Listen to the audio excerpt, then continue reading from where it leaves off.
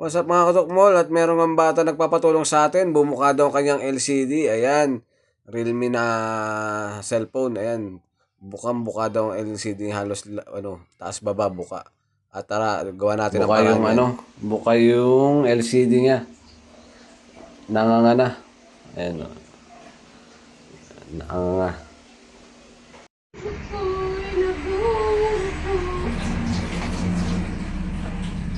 Buka rin din natin ilalim niya kay Mak.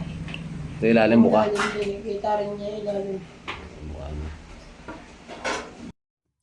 At simulan na nga natin, siyempre hindi mawawala ang ating mahiwagang pandikit. Ayan po, mga silikon na pandikit, kakailanganan natin yan. At siyempre kakailanganin ko ng tagahawak para mailapat ko yung pandikit na maayos. Ayan, inumulan natin sa taas. Dahan-dahan lang yan. Hindi tayo pwede magkamali kasi pag pumunta yan doon sa loob, pwedeng bumakat yan doon sa LCD niya. Kaya dahan-dahan. Pagkatapos doon naman tayo sa kaliwa, sa gilid. Dahan-dahan lang din yan. Kailangan lang natin mag-ingat sa paglagay ng pandikit kasi medyo risky yung pag ginagawa ko na yan dahil pwede mo lumapat doon sa loob ng LCD. At pagkatapos nga, doon naman ako sa kabilang side. So, ganun pa rin. Dahan lang din.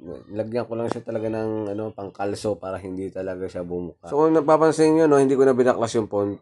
First aid lang to. Pero pwede naman din baklasin. Medyo risky yung ganitong klase ng trabaho kasi pwede nyo maputol din yung flex cable niya. So, talaga dapat dandahanin nyo. Ayan, nilalapat-lapat ko ng maayos.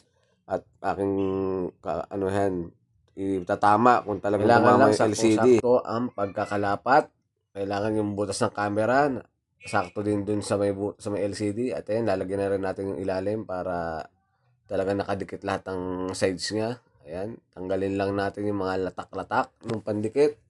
At ilapat ulit ng maayos. Ayan.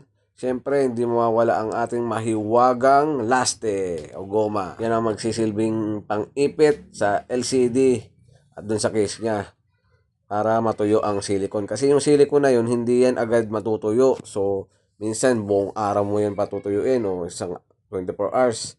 Ayan, kaya kailangan natin lagyan ng goma. Sundin nyo lang yung paglagay ko ng goma. Yan, pwede na yung ganyan. At babalik nyo sa sa phone case. Bukas mo ng tanghali yun. Mga 12 pwede makakot ka. Tanggalin mo na yung goma tanghali. Gaya Mak. Okay. Thank you kay Mak.